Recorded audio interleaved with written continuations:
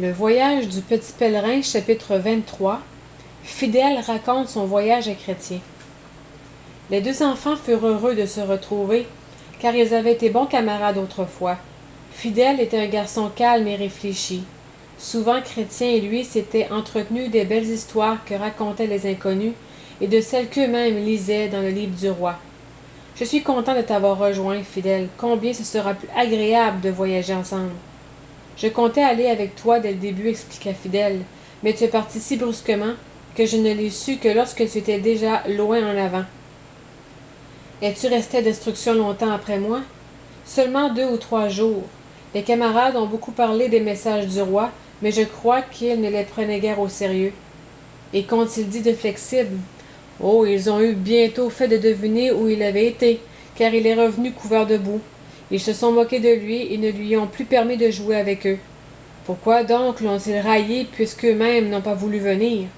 C'est vrai, mais on lui en voulait d'avoir reculé dès la première difficulté. Je l'ai entrevu le lendemain et j'allais lui parler de toi, mais il a traversé les rues comme s'il ne me voyait pas. C'est dommage qu'il soit retourné en arrière. Cela m'a fait de la peine. Je croyais qu'il serait un vrai pèlerin. Maintenant, raconte-moi tes expériences. Je ne suis pas tombée dans le marécage, mais avant d'arriver à la porte étroite, j'ai rencontré une servante du méchant prince, dénommée Plaisir. Quand elle a compris où j'allais, elle a essayé de me détourner de mon but. Elle était grande et belle, et j'ai craint d'être entraînée par elle. Mais comme je ne voulais point l'entendre, elle a fini par s'en aller, prétendant que je n'étais qu'un sot et qu'il ne valait pas la peine qu'elle me parle. Petit Chrétien se souvint alors comment il avait lui-même écouté Mondain et de quelle manière celui-ci l'avait trompé. Quel bonheur que tu n'aies pas suivi cette servante du méchant prince. As-tu aperçu d'autres personnes? Pas immédiatement, mais en arrivant à la colline Difficulté, j'ai vu un vieillard assis au bord du talus. Il s'informa pour savoir si j'allais à la céleste cité et m'assurait que je ferais mieux de rester avec lui. Il serait très bon pour moi et me laisserait son argent quand il mourrait. Il semblait si aimable que j'étais presque décidée à céder à son invitation. Oh, s'écria Chrétien, mais il t'aurait attiré chez le méchant prince. Naturellement.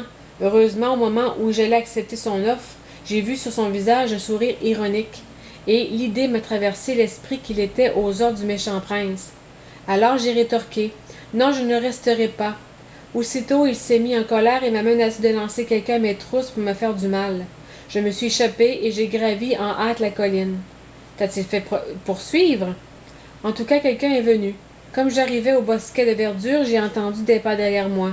C'était Justice, un serviteur du roi. Il m'a appris qu'il était envoyé pour me punir d'avoir écouté ce vieillard. J'ai cru qu'il me tuerait avec sa verge. Mais soudain, un homme est apparu et lui a ordonné de ne pas frapper davantage. Au premier moment, je n'ai pas su qui ce pouvait être. Mais quand il s'en fut, j'ai vu des marques de clous sur ses pieds. C'était, j'en suis sûr, le fils de notre roi. J'ai entendu parler de justice, dit Chrétien. Le roi ne lui permet jamais de punir trop sévèrement les chrétiens, les pèlerins. As-tu remarqué le palais sur la hauteur? Oui, les lions aussi. Ils dormaient quand j'ai passé près d'eux, et comme il était trop tôt, j'ai pensé qu'il valait mieux ne pas m'arrêter. Le portier m'a dit t'avoir vu. C'est dommage que tu ne sois pas entré dans le palais magnifique. Chacun y est aimable. As-tu croisé quelqu'un d'autre dans la vallée? Oui, mais content. Un personnage des plus ennuyeux, je t'assure. N'as-tu pas vu moi-même? Non. Mais moi, je l'ai rencontré, dit Chrétien. Il m'a presque tué.